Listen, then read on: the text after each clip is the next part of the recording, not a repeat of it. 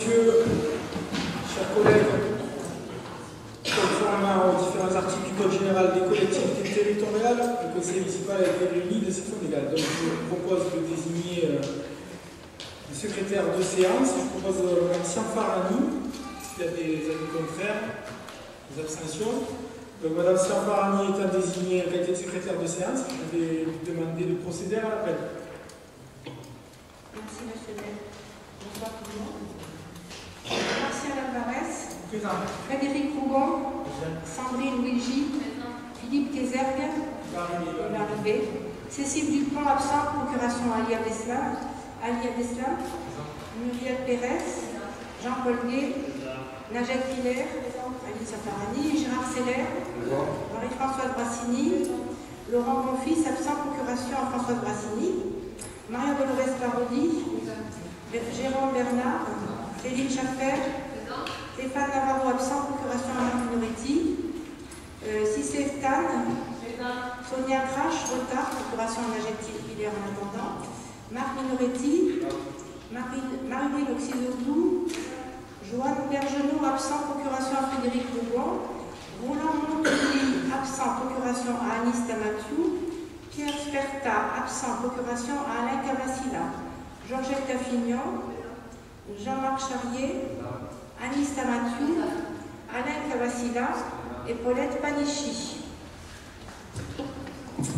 Bien, merci Madame Sianfarani. Bon, tout d'abord, je souhaite la bienvenue à Madame Panichi qui nous rejoint dans ce conseil municipal.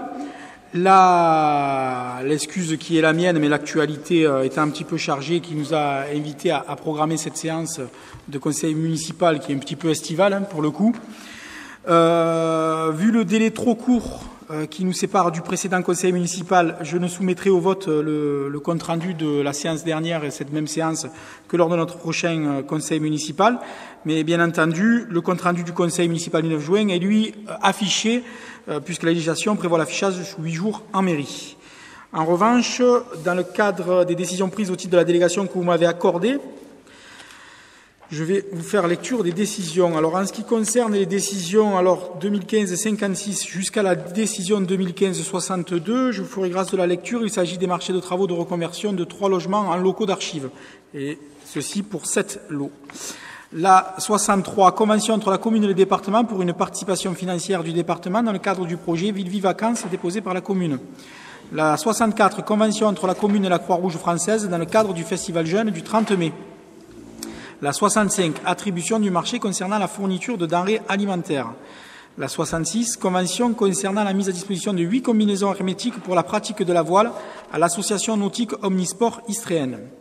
La 67, désignation de maître Vergnon du cabinet VDSI pour représenter la commune dans le contentieux SPSE lors de l'audience du 1er juin devant la Cour d'appel d'Aix-en-Provence. La 68, convention de mise à disposition des locaux de l'école Romain Roland du 10 au 13 juin 2015 à l'association Entrée des artistes pour l'organisation de son spectacle annuel. La 69, signature du certificat d'adhésion souscrit par le centre de gestion avec CNP Assurance. La 70, autorisation d'occupation temporaire du domaine public maritime sur le port de Plaisance du 1er janvier au 31 décembre 2015 au profit de M. Schmildin Alexandre. La même 71 au profit de M. Cardoville-Patrick. La 72, idem pour M. Benjema Amar. La 73 pour M. Sans Christian. La décision 74, modification des tarifs des services publics communaux concernant l'année 2015. La 75, convention de maintenance préventive annuelle des installations de désenfumage naturel dans les bâtiments communaux avec la société Ecodis. La 76, convention d'occupation temporaire de la plage Napoléon pour une activité alimentaire de type snack du 13 juin au 31 août 2015 au profit de Mme Couturé Magali. La 77, bail d'occupation d'un logement communal au profit des sapeurs-pompiers saisonniers du 7 juin au 13 septembre 2015. Et la 78, convention d'occupation temporaire de la plage Napoléon pour une activité alimentaire de type snack du 1er juillet au 31 août 2015 au profit de M. Benchorfi Yahaoui. S'il n'y a pas de commentaires, je vous propose dès à présent d'examiner les différentes questions soumises à l'ordre du jour de ce soir. En commençant par la première et celle qui motive la convocation de ce conseil municipal, plus précisément, la motion relative à la restructuration de la caisse primaire d'assurance maladie, Madame Brassini. Monsieur le maire, mesdames et messieurs les élus, bonsoir. Motion pour le maintien du service public de la sécurité sociale à Port-Saint-Louis-du-Rhône. Les services publics de proximité constituent l'essence même des liens sociaux que nous souhaitons maintenir au sein de notre ville.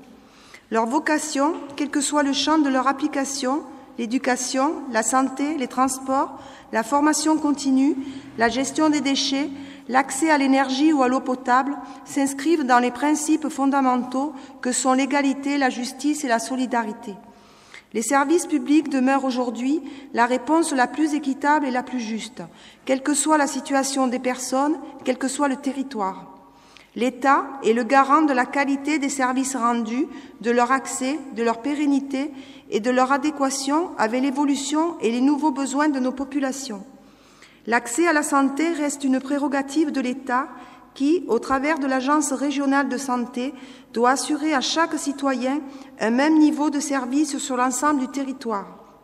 Nous sommes soucieux des politiques publiques menées en faveur de nos populations, avec la volonté affichée des gouvernements successifs. Nous assistons au recul des services publics dans notre pays. Régaliens tout d'abord, justice, police, puis éducation nationale, santé, pour lesquels les collectivités ont souvent dû prendre des dispositions pour enrayer les impacts et les ressentis auprès des habitants en difficulté. Nous souhaitons qu'il soit mis un terme au plan de restructuration de la CPAM engagé depuis 2011 et porté officiellement à la connaissance de la ville en janvier 2015, qui comprend la fermeture de nombreux centres de proximité, dont celui de Port-Saint-Louis-du-Rhône. L'espace accueil de la CPAM, qui concerne 7000 assurés venant de Port-Saint-Louis-du-Rhône, mais également de Salins-de-Giraud, constitue un élément structurant du service public indispensable à nos populations en précarité croissante. Plusieurs centaines de personnes ont d'ailleurs écrit au directeur départemental pour lui signifier leur refus de voir ce service public mis à mal avec le risque d'une fermeture à terme. L'éloignement géographique de Port-Saint-Louis-du-Rhône constitue également un handicap supplémentaire pour la population qui serait demain dans l'obligation de se déplacer à plus de 30 km pour avoir accès aux mêmes services. Il est donc proposé au conseil municipal de se prononcer solennellement pour que la direction de la CPAM abandonne leur projet de restructuration, pour que la direction de la CPAM s'engage à garantir un service public de qualité sur l'ensemble du territoire, pour que la présente motion soit transmise à l'ensemble des interlocuteurs concernés et auprès des pouvoirs publics. Bien, merci Madame Brassini. Des interventions sur cette motion. Monsieur Charrier.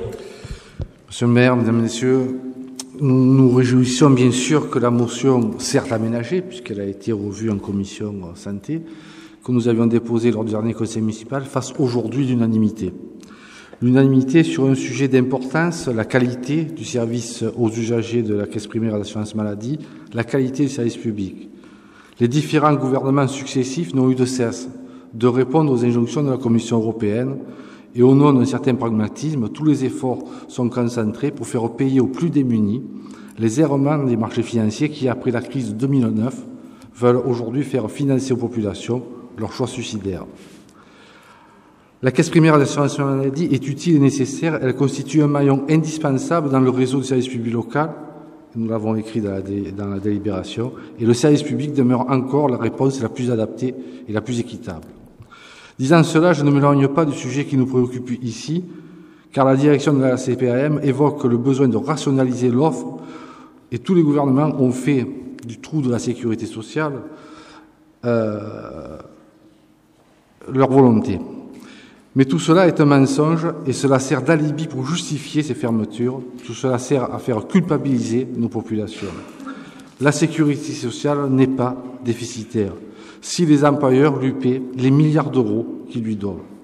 Il faut dire donc la vérité aux populations, car pour la direction de la caisse primaire d'assurance maladie, il est plus facile de fermer les accueils dans le département que d'aller demander aux entreprises de s'acquitter de leurs dettes. Les Port-Saint-Louisiens ne s'y sont pas d'ailleurs trompés. Plusieurs rendez-vous ont eu lieu ces dernières semaines, rassemblements, manifestations, réunions publiques, et chacun n'accepte pas d'être mis devant ce fait accompli. Et cette situation ne concerne pas exclusivement Porceny-du-Rhône ou Salins-de-Giraud, elle concerne tout le département, tout comme des villes voisines comme Port-de-Bouc, Miramas ou encore Tarascon. Tarascon où la mobilisation a permis de maintenir en état le service de la Caisse primaire d'assurance maladie avec l'ensemble des effectifs jusqu'à la fin 2017. Alors pourquoi ce qui a été vrai pour Tarascon ne le serait pas aujourd'hui pour Porceny-du-Rhône? C'est en tous les cas dans ce sens que nous voterons avec confiance et détermination cette délibération. Bien, y a-t-il d'autres interventions? Donc, tout à fait. Je me félicite également, moi aussi, chers collègues, que nous puissions prendre une motion qui rappelle l'unanimité, en tout cas, des élus de la ville de Porceny-du-Rhône face à cette situation. Alors, pour rebondir sur le cas de Tarascon, qui avait interpellé le maire que je suis, en m'étant rapproché de Lucien Limousin pour bien comprendre qu'est-ce qu'il avait réussi un petit peu à obtenir de cette on va dire, rencontre et de l'issue de cette mobilisation sur le centre de Tarascon. Donc j'ai pas encore exactement les garanties que ce que vous annoncez est acquis. Ah, d'accord. Donc c'est bien parce que je ne les avais pas encore jusqu'à présent. Cependant, je tenais à apporter à votre information que j'ai multiplié les rencontres à ce sujet. Donc la première rencontre que j'ai eue à l'occasion de la visite de la préfète déléguée à l'égalité des chances à Porceny-du-Rhône, accompagnée du sous-préfet d'Arles. Donc nous avons pris soin de porter sur la table cette question de la fermeture de la CPAM.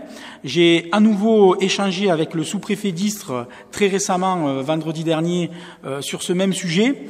J'ai interpellé mon collègue maire de Miramas, Frédéric Vigourou, avec qui, et comme l'a cité M. Charrier, nous partageons aussi la même inquiétude parce qu'il est aussi, lui, concerné par cette restructuration. Et au travers de nos échanges, nous nous sommes aperçus de quelque chose qui ne nous apparaît pas anodin et qui, à mon avis, multiplié par les rapports des sous-préfets et de la préfète qui vont remonter sur les tables du préfet Cadeau. Je ne sais pas si le député a eu l'occasion de rencontrer le préfet Cadeau à ce sujet avec Mme Raoult. Une table ronde sera organisée sur laquelle le préfet conviera tous les élus concernés. D'accord, parce que nous sommes aperçus que la commission départementale des services publics n'a pas été consultée pour ce plan de restructuration.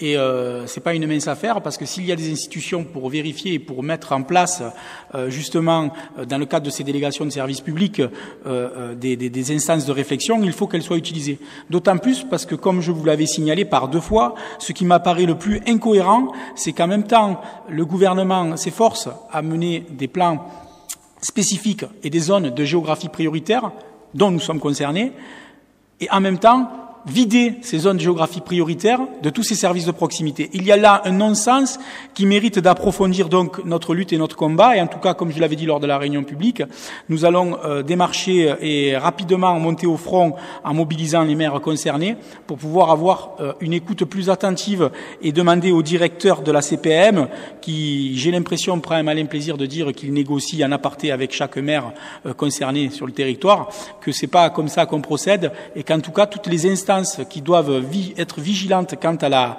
répartition des services de proximité soient consultées. Voilà, en tout cas, cette motion appuiera encore plus la mobilisation qui naît aujourd'hui, ce qui nous permettra d'être plus forts demain pour obtenir, on va dire, dans cette situation, des garanties que des populations comme celle de Porceny-du-Rhône qui souffrent un petit peu de cet isolement géographique ne soient pas coupées de ce service de proximité parce que on ne pourra pas résoudre, comme ça a été dit plusieurs fois bien justement, les problématiques, les multiples problématiques qui pèsent sur le CCS, qui pèsent sur les associations, les différentes associations humanitaires qui consultent chaque jour, si on se démunit encore plus de ce type de service. Donc, je vais vous demander maintenant de bien vouloir adopter cette motion. Et je suppose qu'il n'y a pas d'avis contraire ni d'abstention. Donc, elle est adoptée à l'unanimité et je vous en remercie. La question suivante à l'ordre du jour, c'est l'accès aux emplois de titulaires. Alors, la loi 2012-347 du 12 mars 2012 relative à la sécurisation des parcours professionnels des agents contractuels de la fonction publique prévoit l'application du dispositif d'accès à l'emploi titulaire défini par l'article 13 de cette loi précitée et déterminé comme dérogatoire au principe de recrutement par voie de concours. Cet article dispose que pendant une durée de 4 ans, à compter de la publication de la loi du 12 mars 2012, L'accès au cadre d'emploi de fonctionnaires territoriaux peut être ouvert par la voie de modes de recrutement réservés, énumérés par l'article 18 de la même loi valorisant les acquis professionnels. Dans ce cadre, par délibération en date du 26 septembre 2013, un programme pluriannuel a été déterminé en fonction des besoins de la collectivité et des objectifs de gestion prévisionnelle des effectifs, des emplois et des compétences, dans le respect des conditions d'éligibilité. 2 agents n'avaient pas été inscrits sur le tableau du fait que leur emploi était lié au dispositif CUX dont l'avenir était inconnu. À ce jour, et suite à la réorganisation des services, ces agents sont positionnés sur des postes pérennes. Je vais donc vous demander de bien vouloir approuver le programme pluriannuel d'accès à l'emploi titulaire figurant dans le tableau ci-dessous, présenté au comité technique le 26 juin 2015. Donc il s'agit d'un grade d'attaché, mode de recrutement sélection professionnelle, et d'un grade de rédacteur, mode de recrutement sélection professionnelle pour l'année 2015, et d'autoriser Monsieur le maire à signer la présente délibération et tout document en découlant. Y a-t-il des questions sur cette délibération? Donc si elle n'appelle pas de commentaires, je vais vous demander de vous prononcer. Y a-t-il des avis contraires? Des abstentions? L'unanimité, je vous en remercie. La délibération 56, il s'agit de la signature de la convention d'objectifs avec la Maison pour tous. Le rapporteur, Monsieur Abdeslam. Merci Monsieur le maire, bonsoir à toutes et à tous. Approbation de la convention d'objectifs entre la ville et l'association Maison pour tous l'Envolée. La Maison pour tous l'Envolée a été créée fin 2014 afin de développer des actions de proximité et de cohésion sociale en direction de la population de Port-Saint-Louis-du-Rhône. Elle répond aux besoins identifiés par la ville et ses partenaires lors de l'évaluation du contrat urbain de cohésion sociale et réalisé en 2012 qui a relevé l'absence sur la commune d'un équipement de proximité permettant d'accueillir, de mobiliser et d'accompagner les habitants.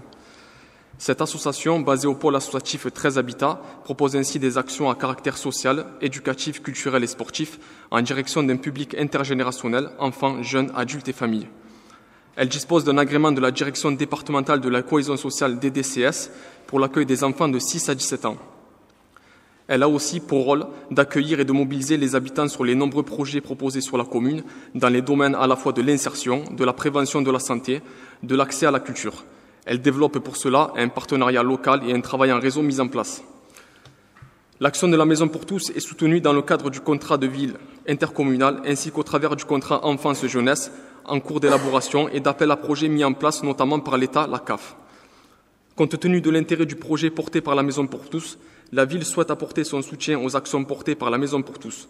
Pour cela, une convention d'objectifs doit être signée entre la ville et l'association afin de définir les modalités de partenariat jusqu'au 31 décembre 2016. Cette convention d'objectifs prévoira ainsi les conditions de mise à disposition par la ville de certains moyens et les obligations respectives des signataires, en particulier les obligations comptables, avec les comptes rendus financiers et l'évaluation des actions prévues dans la Convention. Il est proposé au Conseil municipal d'approuver la mise en place d'une convention d'objectifs avec l'association Maison pour tous l'Envolée et d'autoriser Monsieur le maire à signer la convention d'objectifs présentée ci-après. Bien, sur cette délibération, des commentaires, Monsieur Charrier. Oui, Monsieur le maire, mes chers collègues et Monsieur le rapporteur, mettre en place des conventions d'objectifs entre la ville et les associations constitue effectivement une base saine et efficace pour construire un véritable partenariat.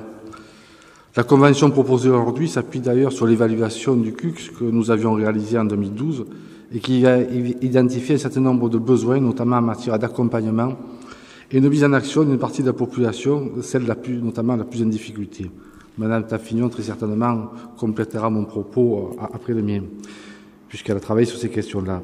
Nul besoin donc aujourd'hui de vous convaincre du bien fondé de l'action que nous avons menée à cette époque. Notre ambition reste l'intérêt des familles de Port-Saint-Louis-du-Rhône et en cela, plusieurs outils ont été développés entre 2008 et 2014. Je pense notamment au Forum Santé mis en place sous l'autorité de Mme Stamathiou ou encore le Forum de la vie associative mis en place là encore sous l'autorité de Mme Raoux, qui a permis, entre autres choses, l'élaboration de la charte de la vie associative, véritable socle commun du mouvement associatif local. Depuis la fin de l'année 2014, une nouvelle structure est née, la Maison pour tous, l'Envolée, qui résulte de la fusion entre l'ex-AJV, Association des jeunes du Vauban, et l'ex-Trait d'Union, deux associations que nous connaissons bien et qui ont su s'adapter et dû s'adapter surtout aux réalités des aléas administratifs. Si nous ne contestons plus le rôle nécessaire que peut apporter cette structure en direction des publics adultes, nous avons par contre du mal à comprendre le choix de la ville de vouloir confier à cette structure des actions déjà portées par le service jeunesse et enfance de la ville, ou si elles ne le sont pas encore, pourquoi ne pas renforcer les équipes de la ville afin d'enrichir les actions portées par nos services. D'ailleurs, il y a 2 ans, nous avions eu des échanges avec les responsables de la JV afin de municipaliser cette structure, permettant à la fois une stabilité pour le personnel et une prise en compte globale de l'action en direction de la jeunesse et de l'enfance. Le temps ne nous a pas permis de le réaliser. C'est exactement ce que nous avons fait avec l'ex-association Robert Mathieu, et ni le personnel ni les familles n'ont eu à souffrir de ce choix. Les activités y ont été développées et vous allez d'ailleurs bientôt inaugurer une crèche avec du personnel municipal. D'autant que nous savons tous ici qu'avec la baisse des dotations de l'État aux collectivités, la mise en place à la métropole, un certain nombre de compétences vont échapper au centre et au département. Comment pouvez-vous garantir dans ces conditions à cette structure associative une pérennité financière? Cette interrogation nous conduit donc à nous abstenir sur cette délibération, non pas que nous ne soyons pas d'accord avec le type d'action à mener, elles sont le fruit de notre travail pendant 6 ans, mais nous aurions préféré scinder en 2 les actions, une partie pour les adultes portés par le mouvement associatif, une partie enfance-jeunesse portée par la ville directement. Merci M. Charrier. D'autres interventions, Mme Taffignon. Monsieur le maire, chers collègues, si vous le permettez, je vais commencer par apporter quelques petites précisions. Tout d'abord, suite à l'évaluation du CUCS en 2012, il s'avérait qu'il manquait une structure sur la ville, et cette structure, c'était porter des actions d'insertion sociale. Cette structure était Formaction. Elle a fermé en juillet 2012 suite à une liquidation judiciaire, et c'était un petit peu notre plateforme de cohésion sociale. Elle portait également cette action financée dans le cadre du CUCS qui était l'action d'alphabétisation, de remise à niveau en français pour le public en difficulté et tout public. Donc nous avons gardé cette action en veille car nous avons vu arriver, puisque malheureusement toutes les actions de formation ont été arrêtées, de nouveaux marchés ont été ouverts, de nouveaux appels d'offres, et des centres de formation de l'extérieur ont répondu à ces appels d'offres et ont eu les actions. Résultat, les centres de formation sont arrivés sur la commune, évidemment, et nous avons eu des actions éparpillées un petit peu sur différents lieux de la commune. Pour certains, ils demandaient des mises à disposition de locaux. Pour d'autres, ils ont trouvé des locaux. Mais il résultait de tout cela que nous n'avions plus le suivi, plus de visibilité sur ce public en insertion sociale. Cet outil de visibilité et de suivi manque aux assistantes sociales et manque aussi à tous les professionnels de l'insertion professionnelle et autres. C'est dans ce souci, et un petit peu en urgence, parce que que nous avons créé cette association Trait d'Union, qui dans un premier temps a repris l'action d'alphabétisation, sinon elle dépassait le temps de l'enveloppe du CUCS. Et il y avait ce désir vraiment de socle, de cohésion sociale. Alors j'ai bien retrouvé le mot, et j'ai échangé en commission d'ailleurs. Je voudrais juste attirer un petit point de vigilance, parce que je ne retrouve pas là-dedans, au niveau de la cohésion sociale, cet impératif que nous devrions avoir de regrouper dans un même lieu toutes ces actions qui sont portées dans le cadre de l'insertion sociale. À savoir que, de nos jours, un centre de formation qui vient de l'extérieur porte une action d'insertion sociale avec des publics RSA de la commune. Elle est éclatée pour des accompagnements individuels, elle doit venir sur la maison de l'emploi, et pour tout ce qui est collectif, elle se réunit dans la salle de l'église. Un autre centre de formation a eu une action d'insertion, mais qui porte sur les jeunes, des remises à niveau aussi. Donc là, pour vous dire que, à mon sens, il manque l'objet principal de ce qu'est la cohésion sociale, c'est-à-dire conventionner avec ces centres pour qu'en un seul lieu, nous ayons toutes ces actions qui se produisent pour que nous ayons la visibilité de ce public qui facilitera le travail des assistantes sociales, des travailleurs sociaux, des professionnels de l'insertion professionnelle et sociale d'ailleurs. Il manque ça. Et d'ailleurs, nous avions contacté la CAF, puisque j'ai le dossier que j'avais travaillé, et la CAF attendait également une structure associative sur la ville, voilà, pour pouvoir développer des ateliers concernant des actions collectives d'information sur les économies d'énergie, des actions sur l'entretien des logements, faire des ateliers pour des auto-réhabilitations, également l'utilisation de l'outil Internet de la CAF. La CAF était prête à venir former des personnes qui travailleraient dans la structure pour pouvoir amener un plus aux personnes qui sont suivies dans le cadre de ces actions. Voilà, c'est le bémol que je voudrais faire ressortir, c'est que je ne retrouve, j'aurais aimé qu'il y ait une convention avec ces centres, parce qu'aujourd'hui, ce sont 2 centres que nous connaissons.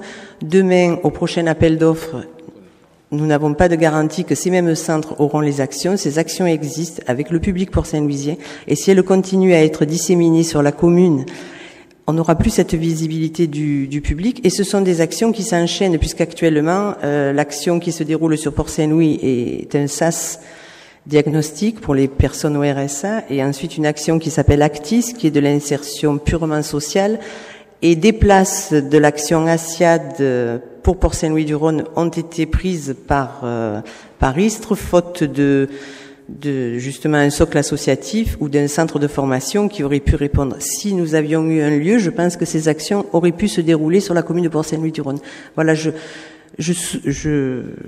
salue la continuité du projet. Mon petit bémol reste là-dessus. Je pense qu'on aurait dû davantage appuyer ce souci de conventionnement avec tout ce qu'il existe sur la commune, qui est éparpillé aujourd'hui, et ce besoin d'avoir un lieu où toutes ces actions se déroulent pour une meilleure visibilité du suivi de ce public en insertion sociale. Merci. Des interventions? D'autres, il n'y en a pas. Alors, Monsieur Charrier, pour essayer d'abonder sur vos propos, en effet, donc nous avons bien entendu la volonté d'assurer la continuité républicaine, et que pour nous, toutes les analyses qui ont été faites sous la mandature précédente, à partir du moment où elles ont été faites, que c'est des constats qui sont menés par des organismes divers et spécialisés qui arrivent à mener sur la table un constat, on en tient compte. Bien entendu, notre volonté de réaliser une maison pour tous, nous l'avions annoncé et convenu dans notre programme électoral.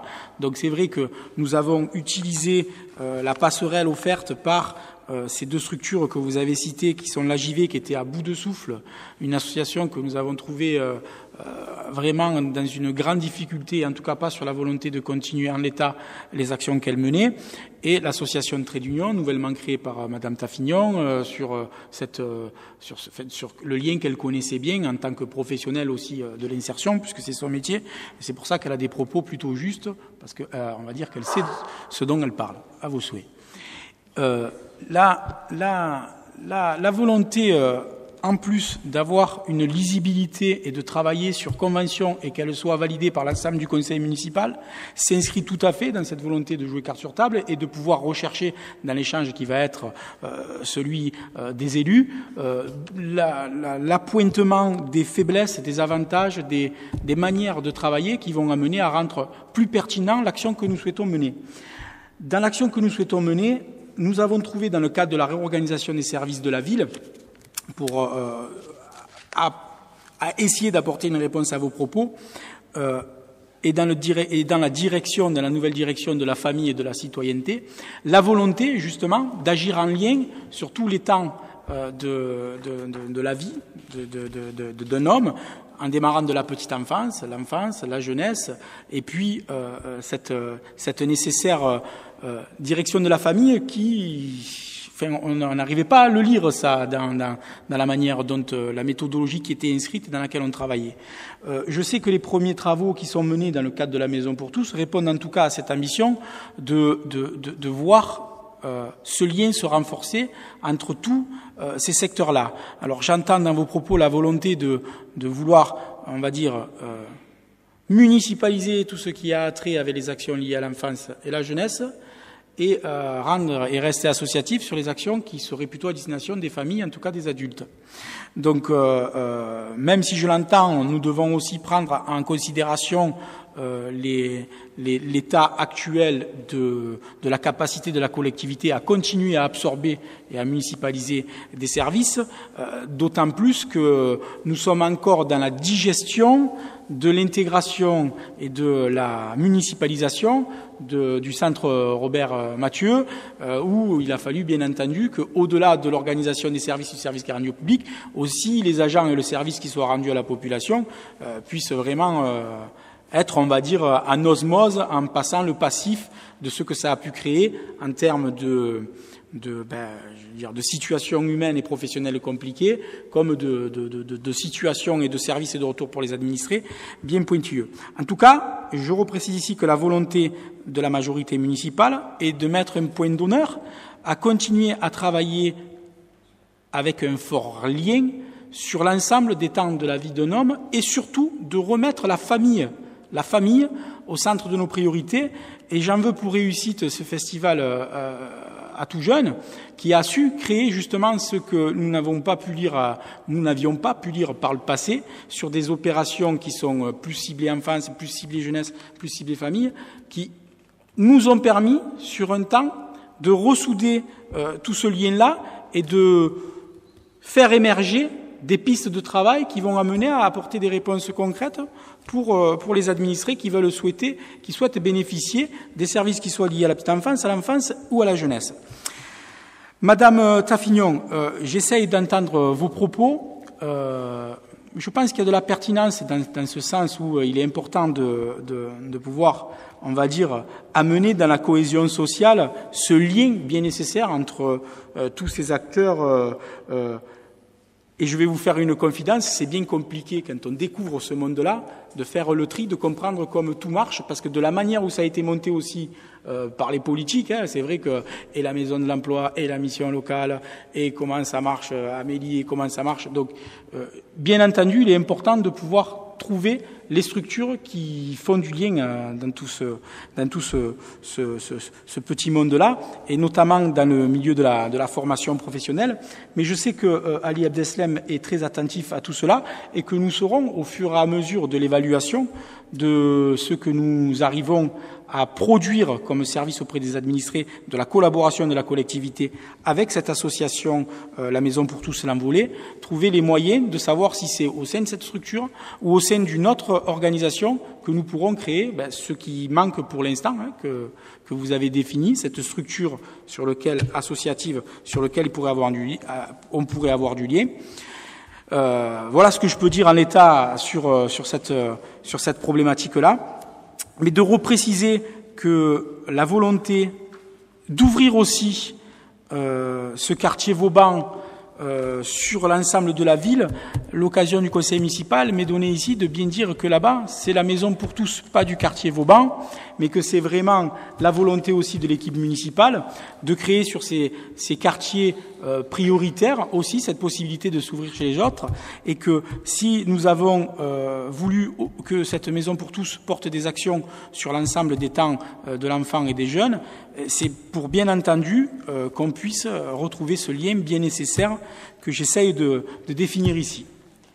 Voilà. Est-ce qu'il y a d'autres interventions pour cette convention ? Il n'y en a pas, mais je reprécise ici notre volonté, évidemment, d'amener devant les élus le débat sur l'ensemble des conventions que nous aurions pu très bien prendre dans le cadre des délégations que vous m'avez accordées, mais de pouvoir la faire valider en conseil municipal, ça renforce bien entendu ce côté clair et sur lequel on peut avancer et que l'on peut échanger et où on peut débattre. Pas de commentaires, pas de réaction, des avis contraires à cette convention, l'abstention de l'opposition, et le reste est pour. La délibération 57, décision modificative. Monsieur Kézergue. Le budget primitif étant prévisionnel, il convient de le réajuster en cours d'exercice budgétaire. Une décision modificative est nécessaire pour prendre en compte l'apparition de besoins imprévus ou l'annulation et le report d'opérations ponctuelles, tant dans la section de fonctionnement qu'en investissement. Les mouvements sont décrits dans le tableau annexé. Cette décision modificative concerne la section d'investissement qui s'équilibre comme suit. Chapitre 204, dépenses plus 15 000. Chapitre 23, dépenses moins 15 000. Total 0. Il est proposé au Conseil municipal de voter la décision modificative numéro 1 du budget principal si annexé. Merci, Monsieur Kézergue. L'explication de cette décision modificative arrivera dans le rapport suivant. Des avis contraires à cette décision modificative, des abstentions, adopté à l'unanimité. Monsieur Jérôme Bernard pour le rapport suivant. L'Amicale des chasseurs est une association ayant vocation à favoriser la pratique de la chasse et participe notamment à l'entretien des espaces gardés de chasse. Le matériel roulant approprié pour cet entretien est à ce jour inopérant et il présente un état de vétusté qui rend inopportune toute grosse réparation. L'Amicale des chasseurs souhaite se doter des moyens matériels d'action efficace et procéder à l'acquisition d'un nouveau tracteur. À ce titre, cette association a sollicité des subventions du conseil départemental et de la ville. Considérant que ces travaux d'entretien des chemins réalisés de manière bénévole par l'association contribuent à l'entretien paysager, la ville souhaite contribuer à l'acquisition de cet équipement. Il est proposé au conseil municipal d'approuver le versement d'une subvention d'équipement au profit de l'Amicale des chasseurs pour un montant de 15 000 €, d'approuver l'inscription de cette somme au budget de la commune, chapitre 204. Sur ce rapport des commentaires, il n'y en a pas, une petite précision. Cette subvention est une subvention d'équipement. La société communale de chasse a vu l'élection vendredi soir de son nouveau bureau.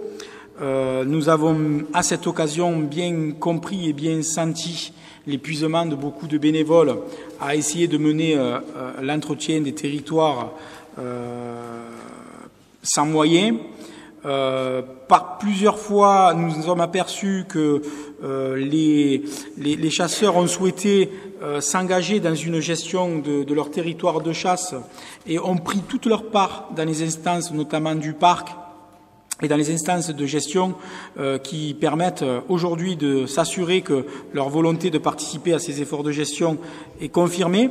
La volonté de l'équipe municipale est ici se traduit par le geste qui apparaît cohérent de pouvoir leur donner les moyens de pouvoir procéder à ces travaux en allouant à l'Amicale des chasseurs la possibilité de compter sur la participation de la commune sur une demande de subvention sur laquelle ils pourront aussi solliciter le conseil départemental, voire la fédération et d'autres partenaires pour pouvoir s'équiper et permettre ainsi au nouveau bureau, qui est motivé d'ailleurs, de pouvoir procéder à tous les travaux nécessaires.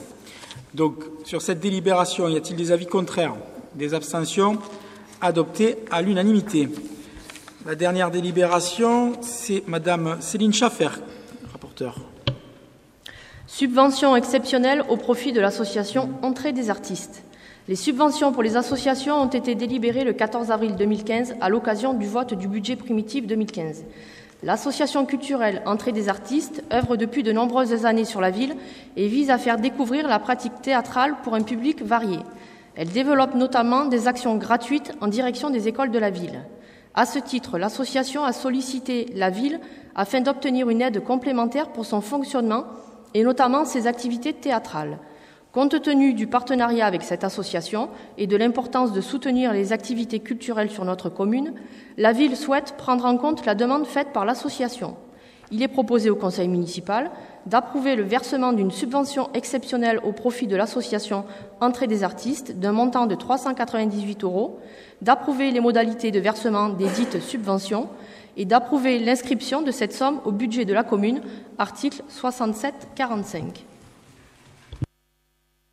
Bien, des interventions de cette délibération. Si l'on prend le montant déjà voté lors du conseil municipal du 14 avril et qu'on y rajoute la subvention exceptionnelle, on arrive à un équilibre sur lequel on aurait dû, conformément à la manière de procéder lors du vote des subventions, retrouver la situation sur laquelle cette association qui avait, et j'ai échangé avec M. Charrier au téléphone très justement à ce sujet, sauté une subvention l'année dernière puisqu'il n'avait pas fait de demande mais qui était régulièrement soutenu par la commune et nous avons donc pris comme référence la subvention de l'année 2013. J'ai assisté personnellement au spectacle qui a priori était le dernier de cette association, mais bon, j'espère que non, et qui était un spectacle de qualité. Des avis contraires? des abstentions, adopté à l'unanimité. Je vous en remercie. Merci de votre présence. Je lève la séance et vous souhaite à tous et à toutes une bonne période estivale et vous donne rendez-vous mercredi pour le démarrage des mercredis du port.